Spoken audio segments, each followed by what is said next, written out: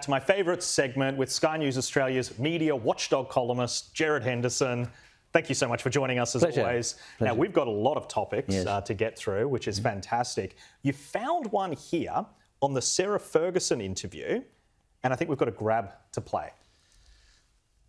Well, let me ask you this question. Do you take it as a starting point for any discussion on this conflict, that the idea of a two-state solution is dead?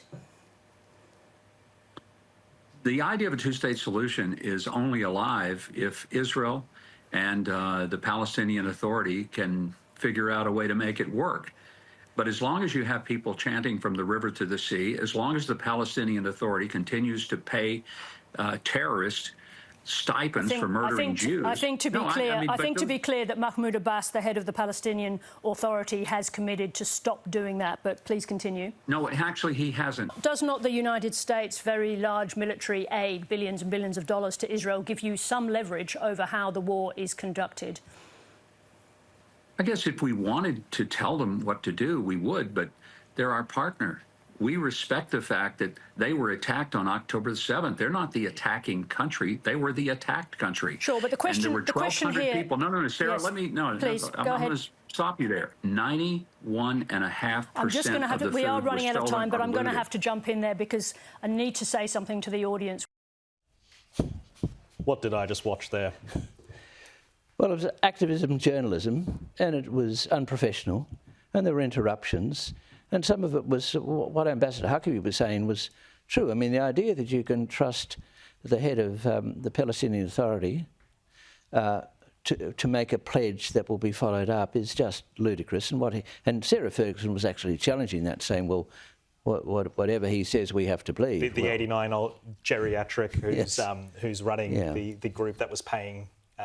The martyrs, as Albo puts it. And, of course, he hasn't had an election for 20 years. So the idea... But, I mean, what you had Sarah Ferguson defending the Australian government, which she didn't need to do. The government's quite capable of defending itself. And then she's criticising the American government, and that's not really the role of a presenter.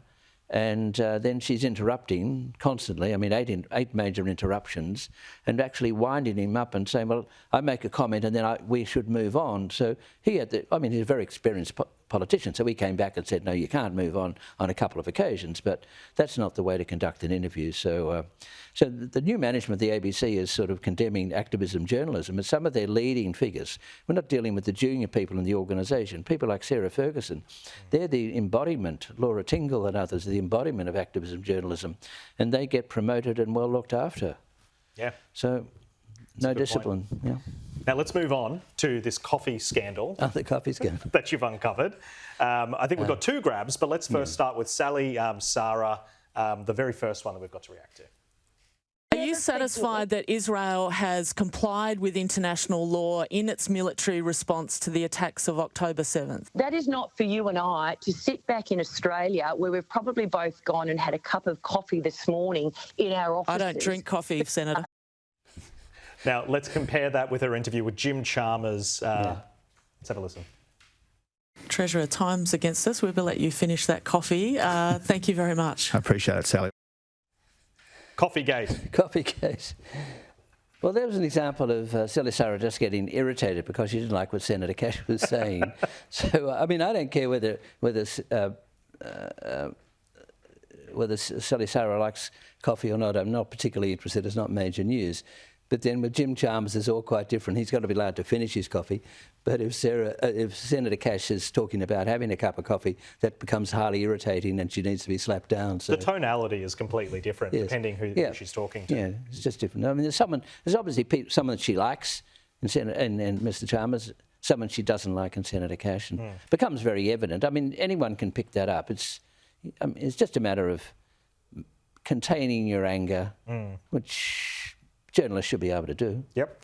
Now, let's move on to the Australian Institute on the ABC. Now, these people, in my view, are quite nuts. And they're clearly advocating, they're activists and they're pushing views.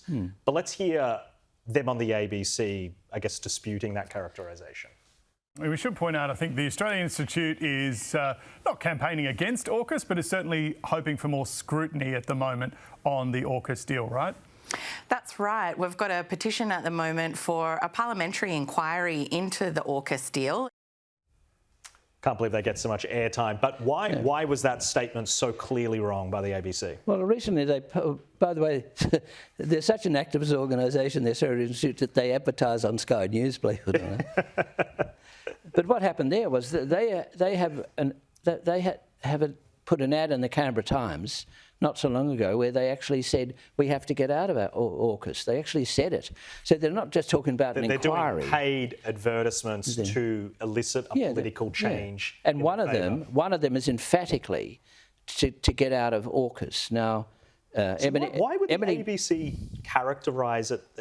Why would the presenter in that situation put that caveat when the caveat is, one, so clearly wrong, but why would they do it even if it was true? Well, I think James is not a bad sort of presenter. Sure. But I think the reason why he's doing it is they're conscious of the criticism. That program, News Breakfast, has the Australia Institute on. It's an activist political organisation, but it doesn't have anyone on from any of the conservative think tanks. None at all. They're all cancelled.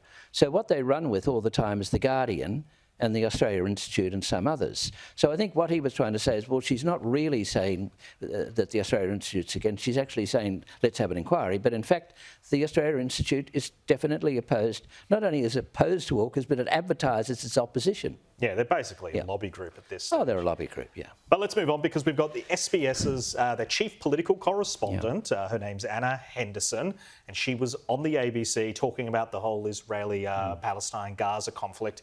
Let's have a listen to this grab. The international community is trying to work out how to respond to what is appearing to become an immovable force of the Netanyahu government, which is spoken about particularly by the Australian opposition as a democratic country that we need to defend its right to defend itself. Well, it is a democratic country. It's not just the Australian opposition that says it. They have elections. 20% of the people who vote in Israel are not Jewish, they're Arabs or Christians. I mean, that's a democratic society. But the other point was in that interview, now this is the chief political correspondent for SBS. In the whole of her involvement in that panel discussion, she did not mention Hamas once. Not once. It's like Hamas isn't there, that there's some sort of battle. The enemy is the undemocratic Netanyahu government. And as for Hamas, well, you don't talk about it. Like the war had never started by Hamas. I mean, somehow you get the impression, if you didn't know anything about it, you get the impression that Netanyahu invaded Gaza rather than the other way around. But for someone not to mention, someone so senior as Anna Henderson in the Canberra bubble down there in the Parliament House, someone so senior as to think you can talk about the Israeli-Hamas war without mentioning Hamas is it's very difficult to explain. I don't know why she would do that. There are a lot of journalists that seem to be falling into this. And the other point is David Spears, the presenter. He didn't raise it with her. He didn't say anything about Hamas. So it's like, now it wasn't his fault that she didn't mention it, but surely he should have come in and says, well, you know, what are you saying about Hamas? It's also really weird to put out some kind of conjecture that Israel is not democratic, and that's the inference that there is some debate, and then not to just clear it up that it's emphatic. But anyway, let's moving on because back to Sarah Ferguson. We do love her interviewing style. We couldn't do without her. We couldn't do without her on this segment. She's gone a bit soft on Jewish critics of Israel. Let's have a listen to the grab. Now, I'd like to go on and talk about the extent of your career, but you arrive here in a moment of great intensity. I recommend the book, but Kenneth Roth, thank you very much indeed for joining us this evening. Thank you for having me. But this is how she interviewed a former colonel of the IDF. Lieutenant Colonel Peter Lerner, I'm not accepting your view that it's a mistake. There's a lot further to go on this story, but thank you very much indeed for joining us. Good evening. So you're a Jewish American critic of Israel, well, that's fine, you're welcome. But if you're a Jewish Israeli supporter of Israel, well, you know, I don't believe you, go away.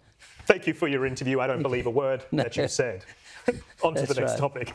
That's how it is. Gerard Henderson, thank you so much for joining us on the show. Really appreciate it.